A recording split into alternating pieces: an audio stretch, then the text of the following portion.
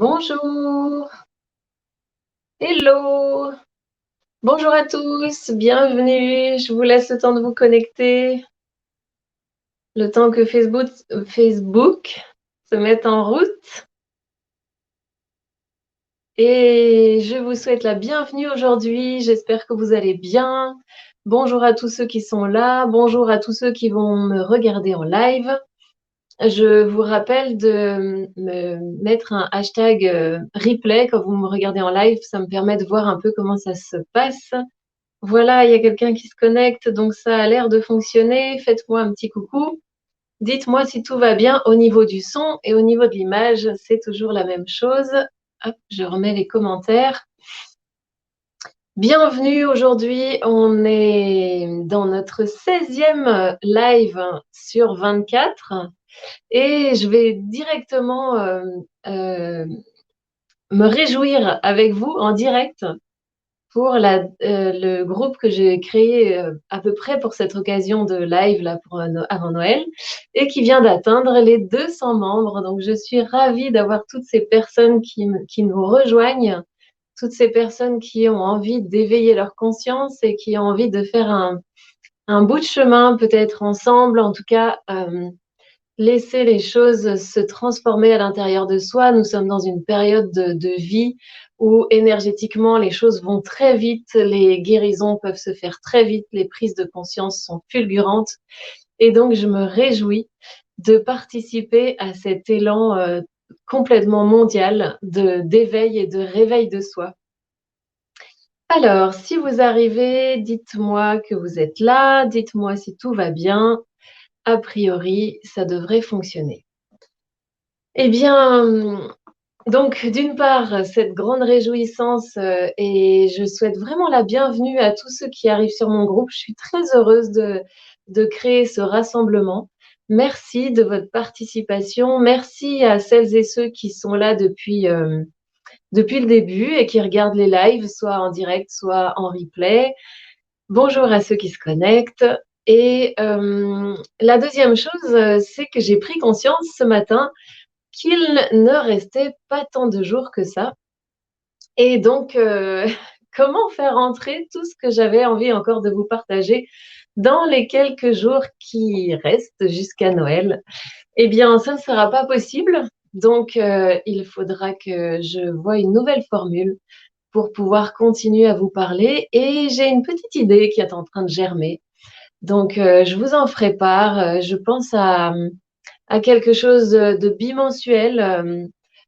Non, pardon, ça veut peut-être pas dire ce que je veux dire. 2 fois par mois, une rencontre 2 fois par mois pour aller creuser un petit peu plus profondément euh, les sujets dont on a discuté et d'autres sujets qui sont encore dans ma boîte à outils et aller un peu plus loin aussi dans l'implication personnelle parce que là, bah, je vous ai nourri et donné des tas de choses de ce que je voulais vous partager, mais vous n'avez pas forcément pu aller au fond de l'expérience. Donc voilà, je vais vous fabriquer quelque chose et vous proposer quelque chose avant la fin de l'année là, pour pouvoir continuer sous un format léger, sous un format quand même accessible et ludique, mais hyper précieux dans le travail personnel. Bon, alors, ça veut dire que le programme que je vous ai prévu hier, que je vous ai donné pour 4 jours, eh bien, je vais le changer un petit peu parce que je vais devoir trier. Je pensais avoir le temps de parler beaucoup plus du couple et de la relation, mais je vais devoir le faire de manière assez succincte. Donc c'est pas grave, on le fera un peu plus tard dans l'année, mais du coup ça veut dire que le programme que je vous ai annoncé va changer. Je suis désolée. C'est la vie, c'est le mouvement qui fait ça, et donc il va y avoir quelques petits changements. Je vais vous mettre une publication avec le programme dès que je l'ai établi un peu mieux. Et puis aujourd'hui, on va quand même parler de ce qui était prévu, qui est fuis-moi, je te suis, suis-moi, je te fuis. Alors, qu'est-ce que ça veut dire cette phrase? Quand on arrive déjà à bien l'articuler, c'est bien.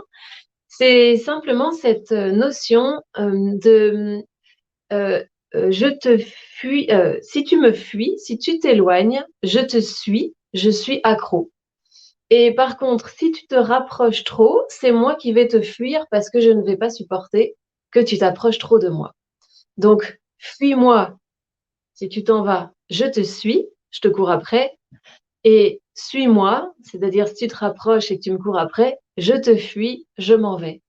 On a quand même souvent, je pense qu'on a quasiment tous vécu ça dans notre vie, même petit, hein, on a des copines. Je me souviens de ma fille, elle était peut-être en CE2 et elle me disait, c'est vraiment étrange, maman, parce que les copines qui veulent pas de moi, j'ai très envie d'être avec elles, et les copines qui veulent bien de moi, eh bien, je m'y intéresse beaucoup moins. Donc voilà, c'est, je sais pas, 10 ans. Et déjà, cette notion, ce jeu et cette notion de qu'est-ce qui se passe quand quelqu'un m'approche ou quand quelqu'un me fuit et qu'est-ce que ça déclenche chez moi. En fait, c'est une notion qui est assez commune et qui est liée à un stress intérieur, lui-même basé sur une double contrainte. En fait, c'est la peur d'être envahi, donc je m'enfuis quand l'autre approche, et la peur d'être abandonnée, donc je m'accroche quand l'autre s'éloigne. Et donc la peur d'être envahi et la peur d'être abandonné, vous imaginez que quand on a ça en même temps à l'intérieur de soi, eh bien il faut faire des stratégies et des compromissions avec soi-même pour n'être jamais en danger de l'un et jamais en danger de l'autre. Et donc, c'est ça qu'on va explorer là quelques instants. Alors, la peur d'être envahi peut venir d'une situation, d'un vécu d'enfant où notre parent ou notre éducateur n'était pas en capacité d'être pleinement solide par lui-même et il va avoir tendance à euh, se réfugier à l'intérieur de son enfant. C'est-à-dire qu'il va pouvoir, par exemple, demander de l'affection, prendre des bisous, prendre des câlins, demander qu'on s'intéresse à lui. Donc là, c'est vraiment le parent qui vient piocher dans son enfant euh, l'amour, l'attention, oui, tout ce qu'il a besoin en fait, et qu'il n'a pas pu construire lui-même quand il était petit, et qu'il est donc en manque de ça, en vide de ça, et il va vers son enfant pour recevoir ce dont il a besoin au niveau affectif. Donc l'enfant, lui, il sert de doudou, c'est ce que j'appelle un enfant doudou. C'est un enfant qui va se mettre au service de son parent, parce que nous tous, en tant qu'enfants, on s'est mis au service de nos parents. C'est un système de survie contre lequel on n'a pas les moyens de lutter avec dans la petite enfance. On n'est pas du tout équipé pour ça. On n'a pas le cerveau assez autonome pour ça. On n'a pas de recul sur soi. Et on est complètement dépendant de ce qu'on va nous donner comme attention, comme amour, comme soin, etc. Donc, on a vraiment une nécessité de survie que notre nos parents s'en sortent d'abord en priorité, parce que s'ils s'en sortent, ils vont pouvoir prendre soin de nous. Et c'est donc, même si on n'a que 2 ans, on va prendre soin de son parent. Et si son parent est, si on a un parent qui est, je sais pas, assez dépressif ou bien malheureux ou dans un conflit avec son conjoint, avec la maman ou le papa, et en train de manquer d'attention, si lui-même il a manqué d'attention petit, enfin bref, si le parent est en vide, l'enfant va essayer de remplir ça. Alors comment il va faire? Eh bien, il va. J'ai une image, ça fait peut-être 15 ans que je l'ai vécue et elle est toujours dans ma tête.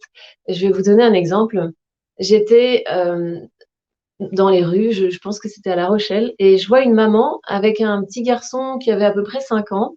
Elle se met à genoux devant son petit garçon qui est dans la poussette et le papa est là et puis le papa il est sur son téléphone, je sais plus ce qu'il fait.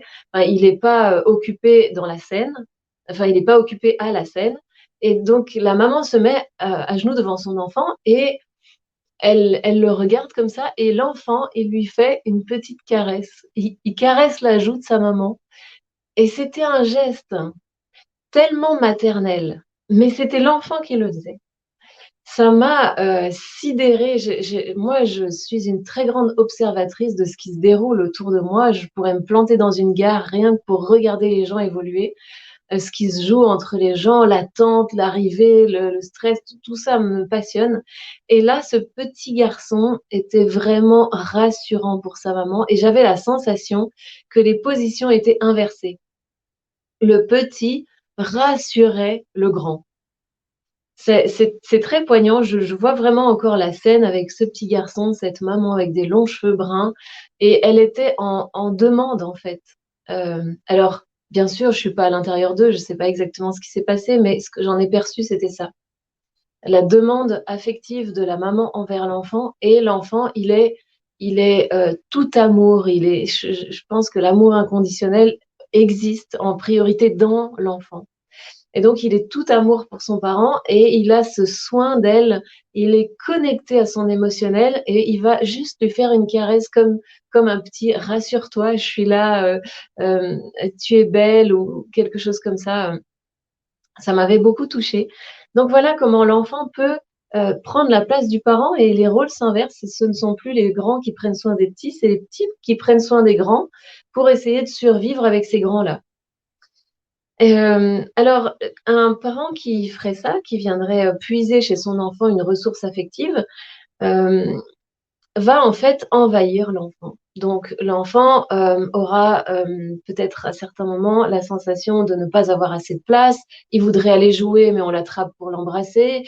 Il voudrait quelque chose, mais on a besoin de lui ailleurs. Enfin, il y a une sensation d'envahissement qui se mélange à la nécessité pour survivre de soutenir son parent, donc la nécessité de sauver, puis la sensation d'envahissement, et lui, dans ses propres besoins d'avoir une sécurité, une stabilité, c'est-à-dire assez d'amour, assez d'attention, assez d'accueil, assez d'écoute, pour pouvoir se construire lui-même, eh bien, ses besoins à lui ne sont pas pris en compte puisque son parent est occupé à l'intérieur de lui-même à se combler lui-même, notamment à travers son enfant. Donc, l'enfant, lui, il est en même temps abandonné dans ses besoins à lui. Et donc, vous voyez comment on peut être euh, euh, en double contrainte à l'intérieur, c'est-à-dire que on est envahi parce qu'on a l'obligation de soutenir, sinon on ne survit pas, et en même temps on est abandonné parce qu'on a vraiment besoin d'attention, d'aide, de soutien, de force, de solidité, de sécurité, et on l'a pas non plus. Et puis, il peut aussi se jouer d'ailleurs quand il y a une relation comme ça qui s'installe entre un parent qui est immature. En fait, on en a tous hein, des immaturités. Franchement, sur cette terre, on a tous notre chemin à faire. Donc, on a eu très peu de parents totalement matures et solides. Et nous-mêmes, en tant que parents, on est rarement complètement matures et solides. Et c'est toute l'expérience de la vie terrestre. Eh bien, ce qui peut se jouer, c'est que ce parent-là, s'il est dans cette demande-là, plus l'enfant va grandir et plus il va avoir de stratégies pour recevoir ce qu'il a besoin. Parce que plus l'enfant grandit, plus il va dire oh et mais non, je suis pas d'accord, ou je veux faire ci, je veux faire autrement, je veux m'occuper de moi, ou bien je veux faire mes affaires, quoi. Et le parent pourrait commencer à dire des choses comme avoir un jeu comme si tu fais pas ça, je vais pas être contente. Ça peut être dit, mais ça peut être aussi juste énergétique. Et en fait, ce chantage-là, pour continuer à recevoir sa manne émotionnelle ou son manger émotionnel de la part de son enfant, mais le parent peut monter les stratégies pour avoir accès à ça, pour recevoir quand même ce qu'il a besoin. Et donc, l'enfant, là, il sent vraiment de plus en plus l'enjeu entre si je le fais, je me desserre, et si je ne le fais pas, eh ben, je risque gros. Et donc, c'est vraiment cette double contrainte qui se joue à ce moment-là. Alors, ce que ça fait, c'est qu'en grandissant, on garde cette capacité de réponse pour sauver l'autre et cette blessure d'être et envahi et dans la peur d'être abandonné et de ne pas recevoir ce dont on a besoin. De fait, on ne l'a pas reçu à l'époque. Et ça fait qu'en tant qu'adulte, on doit quelque part marcher sur un fil entre ces deux enfers-là. Donc, je parle souvent d'un sommet.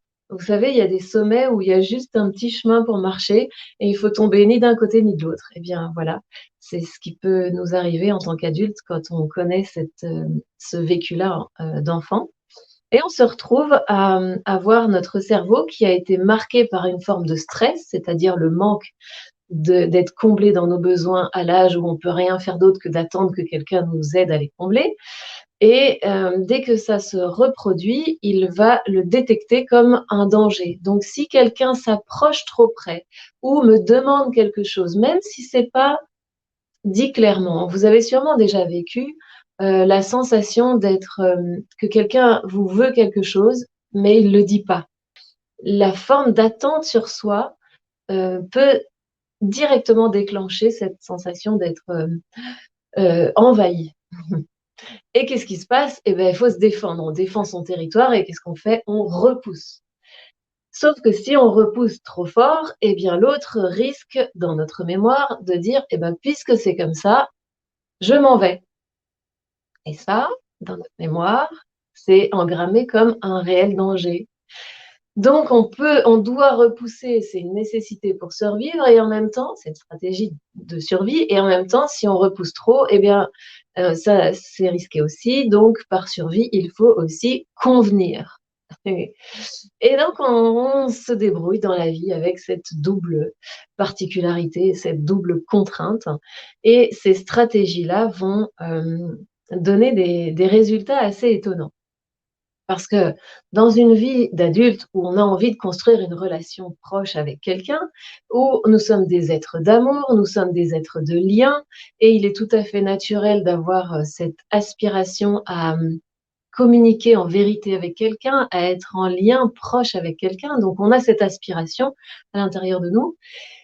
Et en même temps, eh bien, la grande peur que se réveillent les mémoires archaïques qui sont stockées dans le premier cerveau et qui vont faire qu'on va avoir envie de s'enfuir alors qu'on aimerait s'approcher. Vous voyez, comment construire quelque chose quand on est là au milieu? Ben, on peut trouver des stratégies intermédiaires qui vont résoudre tant bien que mal les deux contraintes. C'est-à-dire, par exemple, trouver quelqu'un dans notre vie qui soit déjà tombé amoureux de quelqu'un qui est déjà pris, donc qui est déjà marié. Et donc, ça veut dire que, eh bien, quand il sera là, il va nous choisir, donc ça fait du bien et on reçoit, nos besoins sont un peu comblés. Et puis, en même temps, il peut pas s'approcher trop près parce que du coup, il est déjà engagé ailleurs. Ça peut être aussi la stratégie de trouver quelqu'un qui habite loin parce qu'il est proche, mais il n'est pas trop proche. Vous voyez comment on peut trouver des petits, oui, des stratagèmes pour que ce soit le moins inconfortable possible. Ça n'est pas confortable non plus, bien sûr, parce qu'on ne va pas trouver ça drôle d'être seulement la maîtresse ou le, tiens, comment on dit pour l'amant, voilà, je cherchais. C'est pas confortable, mais en même temps, inconsciemment, c'est plus confortable que d'être trop proche de quelqu'un ou que quelqu'un soit trop proche de nous. Et donc là, l'injonction inconsciente l'emporte sur ce que le conscient a l'air de vouloir. Et le conscient, il voudrait avoir un chouette couple avec quelqu'un de libre qui est proche de soi. Et c'est pourtant pas ce qui se passe. Donc, tant qu'on va pas visiter ces enjeux qui ont un bénéfice inconscient, mais plus élevé que ce qu'on pense avoir envie, eh bien, on peut avoir des résultats tout à fait contraires, de fait, dans notre vie, contraires à ce qu'on a l'air de vouloir, c'est-à-dire construire quelque chose, par exemple. Alors, est-ce que je vais plus loin? En tout cas, ce que j'ai remarqué aussi dans mes accompagnements depuis toutes ces années, et puis sur le travail personnel que j'ai fait depuis mes 19 ans, eh bien, c'est qu'on a tendance à aller rencontrer quelqu'un qui a la même blessure, la blessure abandon, rejet et envahissement, mais qui aura choisi la stratégie inverse de nous. Par exemple, quelqu'un qui aurait plutôt tendance à être en manque et qui a tendance à s'accrocher et qui est dépendant de l'autre, a beaucoup de chances de choisir quelqu'un qui, lui, a aussi cette blessure-là, mais aura choisi de ne plus être proche. Donc, il va être plutôt lointain dans la relation. Et il va pas s'investir trop, il va plutôt cacher ses émotions, il va pas trop rassurer l'autre. Et donc, le premier s'accroche à celui qui a l'air de fuir. Mais il suffit qu'à un moment, celui qui s'accroche se reprenne en main et décide de reprendre son pouvoir personnel et de peut-être décide de couper la relation. Donc, en fait, il se remet dans son axe que celui, le deuxième, qui avait plutôt la stratégie d'être lointain, va toucher là à son risque inconscient d'être abandonné et il va devenir celui qui s'accroche. Et c'est comme ça qu'on fabrique ce fuis-moi, je te suis-moi, je te fuis. Alors, ça m'intéresserait de savoir si ça fait des liens dans vos vies et n'hésitez pas à me mettre vos commentaires, même quand vous regardez en replay, en fait. Je viens voir les commentaires qui sont sous mes vidéos et je vous répondrai avec grand plaisir. En tout cas, le couple est un équilibre, est une quête d'équilibre. Et vous avez sûrement déjà remarqué que s'il y en a un qui est très dépensier, l'autre va plutôt faire attention et faire les comptes. Et c'est souvent comme ça en fait. C'est-à-dire que quand on se met euh, dans une communauté, que ce soit un couple ou une famille ou plus grand, on participe à l'équilibre général de cette entité-là. Et donc, on en parlera peut-être un jour ou l'autre. Dans la famille, c'est la même chose. On va prendre une position qui va équilibrer le tout. Et donc, au bout de quelques années, on peut commencer à se dire, mais moi, j'en ai marre d'avoir toujours cette position, je voudrais changer de place. Et on fait un travail personnel pour changer de place. Comme dans le couple, on peut faire un travail personnel pour euh, euh, réparer et faire de nouveaux choix par rapport à la stratégie inconsciente qui se déroule malgré nous, qui est d'être celui qui est dépendant ou qui est d'être celui qui est indifférent. Et, et bien voilà, c'est un sujet que je survole seulement parce qu'il est très profond, il est très riche de points de vue différents, on peut le regarder sous plusieurs angles. Et en tout cas, je voulais vous partager ça aujourd'hui. J'espère que ça vous aura plu. Et donc, je vais enfin, faites-moi des commentaires si vous avez envie. Et en tout cas, faites des liens dans votre vie. Essayez de voir comment ça se joue, est-ce que ça se joue? Et notamment, d'ailleurs, au début de la relation amoureuse, ça ne se sent pas parce que l'autre vient magiquement combler nos besoins. Donc, on se sent guéri. Et puis, il y a un instant où, hop, il reprend un peu sa vie, il s'occupe un peu moins de nous. Et là, on va sentir de nouveau cet ancien engrammage et on peut décider de l'une ou de l'autre des stratégies, c'est-à-dire, bah, puisque c'est comme ça, je m'approche plus de toi, je coupe directement la relation avant de souffrir, ou alors je vais m'accrocher, je vais réclamer mon dû, ce que tu me donnais au début et que tu ne me donnes plus, mais tout ça n'a rien à voir avec l'autre. Tout ça a à voir avec ce qui a besoin d'être nettoyé à l'intérieur de soi pour gagner cette immense liberté d'être une coupe déjà pleine quand on arrive en couple et sans avoir à réclamer pitance. Et ça, c'est même déjà un autre sujet. Donc, écoutez, je vous laisse avec tout ça. Je vous dis à demain. Je pense que demain, je vais faire un petit peu de cuisine avec vous. Je vais parler d'oignons. Notre façon d'être construit ressemble tellement à un oignon que demain, je vais vous parler de ça. Et puis, je vous publie le plus vite possible la liste des sujets qui seront évoqués dans ces prochains jours. Je vous dis bonne journée, prenez soin de vous, réfléchissez avec un grand accueil, avec une grande gentillesse pour vous-même. On est souvent gentil avec nos amis et très compréhensif avec tous ceux qui sont autour de nous et très peu avec soi-même. Soyons compréhensifs, c'est juste de l'observation de soi. Il n'y a pas il y a pas à être quelqu'un de mieux ou à se juger comme quelqu'un de mauvais. C'est juste, tiens, c'est tellement intriguant et intéressant. Comment j'ai réagi? Qu'est-ce qui se fabrique là? Tout ça, est à mettre en conscience et peut-être à nettoyer ce qui a besoin, simplement parce que si on veut aller sur son chemin de vie, on a besoin d'être libre des enjeux inconscients et des enjeux intérieurs qui sont là, tapis dans l'ombre, mais qui tirent les ficelles de nos réactions et qui parfois nous font prendre des chemins complètement ahurissants, comme choisir quelqu'un qui nous convient pas dans notre vie, ou ne jamais quitter quelqu'un qui nous convient pas, ou choisir un métier qui est sécure alors que notre âme nous appelle fortement à faire autre chose. Vous voyez comment on peut complètement fabriquer une vie basée sur euh, des, des, des anciennes mémoires qui n'ont plus lieu d'être et qui demandent juste à être vues et nettoyées. Voilà, je vous souhaite une bonne journée. Je vous dis à demain, même heure, même endroit. Bye bye!